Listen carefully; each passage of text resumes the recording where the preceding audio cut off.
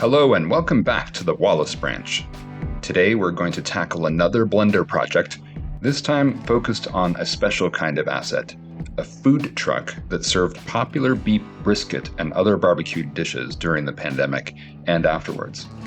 This is the third of a 5-video series creating assets in Blender for Wallace Downtown, and then we'll be back in Trainz. Slab Meats is prominent in a lot of the walking tours and videos about Wallace on YouTube, and it really is quirky. The abandoned drive-in here has a 1950s sign and also wooden shingle siding that reminds me of the 1970s. We used to have a similar type of drive-in in my town that closed when I was a kid, and it had a similar roofline. I think it was an A&W.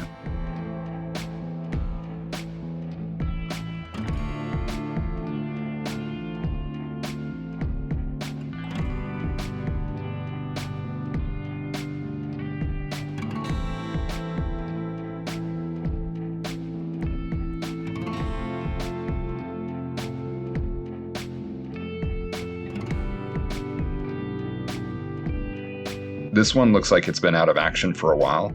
There's all sorts of interesting signage poking out here and there.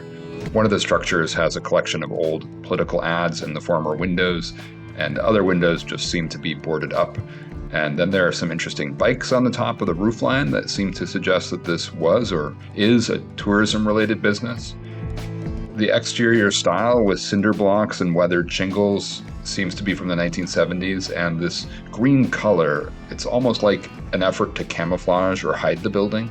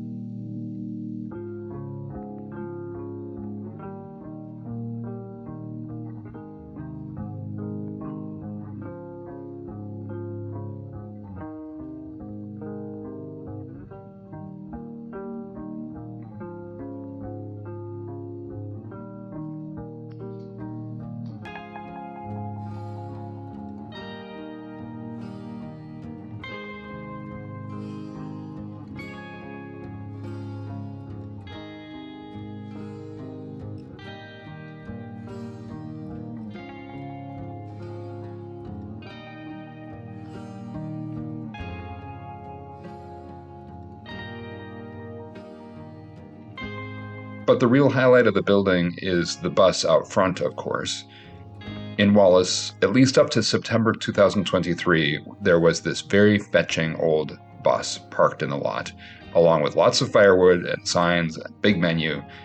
Slab Meats looks like a great experience and probably worked like a charm during the pandemic. The business has since relocated to Kellogg, Idaho, and although I haven't eaten there, based on the pictures and reviews, it looks good. The bus looks incredible. This is a Flxible bus, and believe it or not, the name that looks like a typo actually got that spelling way back in the 1920s, kind of as an effort to be trendy. I think given the spelling, it should be pronounced Flxible, and there is now a bus company called Flixbus, but the pronunciation was actually Flxible, and that's a hard rule, no ifs, ands, or buts. There are a ton of YouTube time-lapse videos of low-poly cars, so I just had to give a try on this bus, which I think will look good as an asset for Wallace, but could also be a drivable asset. Again, I had no idea of the history until I started modeling. Now I'm all into Flxible buses, and we'll have to look for them in the movies. Here's what Wikipedia says. The Flxible company, pronounced Flxible, was an American manufacturer of motorcycle sidecars, funeral cars, ambulances, intercity coaches, and transit buses based in Ohio. It was founded in 1913 and closed in 1996.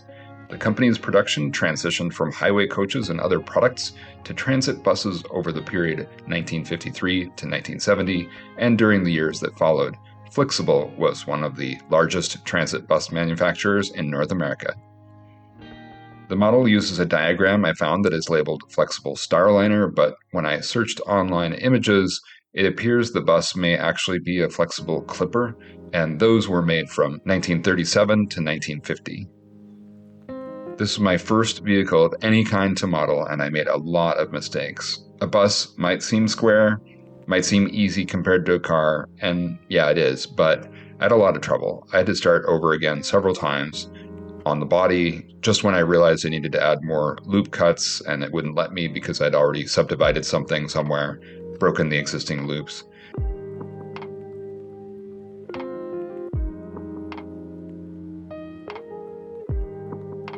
Then I had to figure out a way to do the windows, which worked out pretty well modeling them away from the vehicle body. For the windshield, I stuck to a really low detail, and I was very nervous about how that would turn out. But it seemed to have worked out okay. And then I spent a lot of time on the chrome side panels and other detailing like that. Probably more detail than anybody will ever notice, and more unneeded poly count. I tried to do the subsurf modifier, even if I wasn't sure it was a good idea given the already high poly count of this model. But I couldn't get the subsurf modifier to work with the windows. It kept stretching some of the holes that I'd made. I did a lot of work trying to bevel the corners and edges, and I finally got it mostly solved, but then I also noticed that the subsurf would interact with different textures and make them curve in weird places, so I finally gave up on that technique. I think I realized the solution to both problems were a lot easier than what I was trying. I should have just used Boolean modifiers for the windows and then created different objects for each surface I wanted to have a texture of a different color. But I don't think the model really looks like it needs that type of treatment in the end, and I don't need to boost the triangle count any further anyway.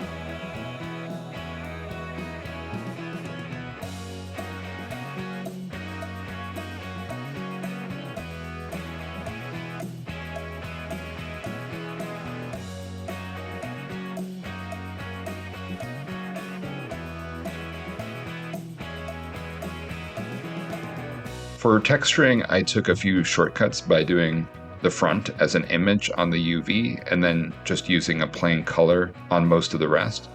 Then when I uploaded the asset, it had a few problems.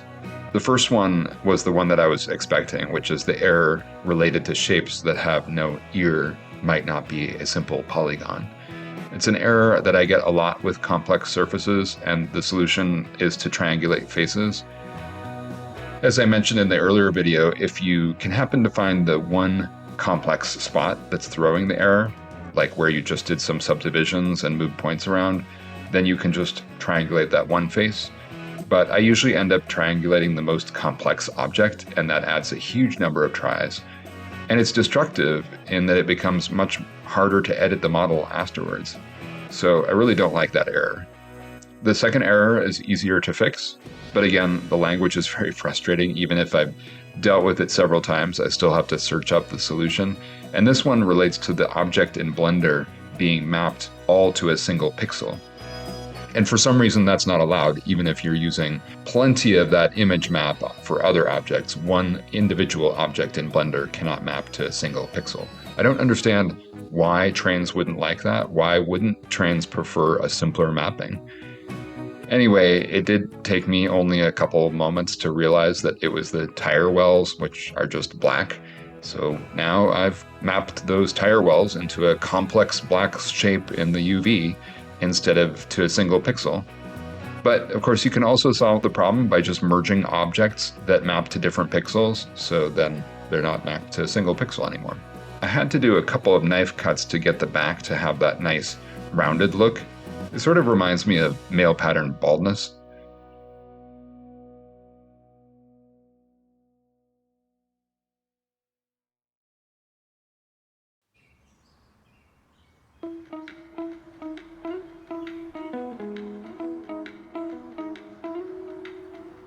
Of course, I had to have the menu, the signs, and the little spaceship ride, which apparently is over 100 years old.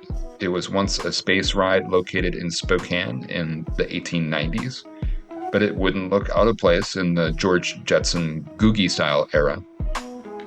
I wonder if the idea is to position that near the flying saucer across the street. Anyway, I started with the Blender model of a generator trailer that I'd already made. I just deleted the generator and then I started working on the rocket. It's an oddly simple piece of geometry compared to the bus especially. The seats are just flat and they don't seem to have any padding. There are just a few bars along the bottom and these tiny rockets along the sides for stepping in. And of course, fins and nose cones, which turned out to be surprisingly straightforward.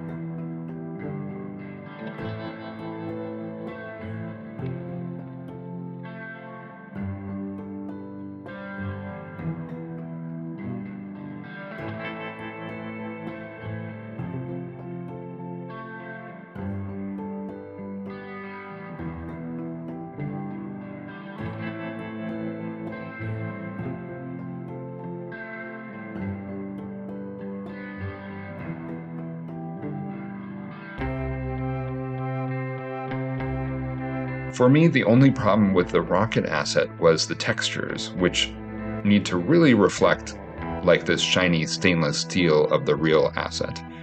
It really motivated me to figure out how to get Trainz to accept my efforts at PBR metal. And this is literally my first PBR asset. It took me several tutorials and I just wasn't getting it, but now it seems obvious and it takes me less than 10 seconds to link a PBR texture up to the images now that I have practice in Blender. That, along with the shade smooth function in Blender, plus maybe a couple tries with Subsurf modifier, those make the bus and rocket ride literally shine.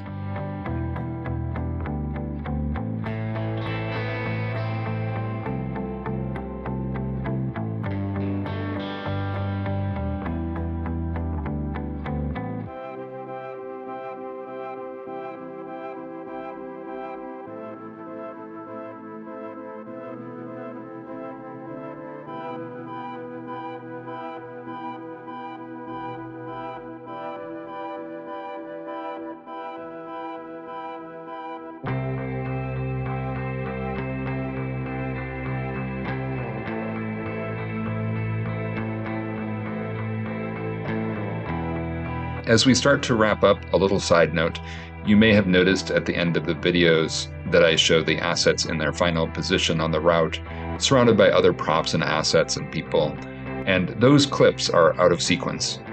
In reality, I created all the downtown assets for Wallace prior to making the route, and that took me about 6 months in all for over 100 assets, mostly buildings. So if you don't like Blender or if you don't like spoilers, just be aware that at the end of the 5-video series on Wallace Downtown, I'll be getting back into sequence and going back into Trainz, where we left off before, with the Wallace Downtown almost totally blank. Just the river, sidewalks, and road markings are there. So this is the end of the 3rd video of the Wallace Asset Creation series of 5.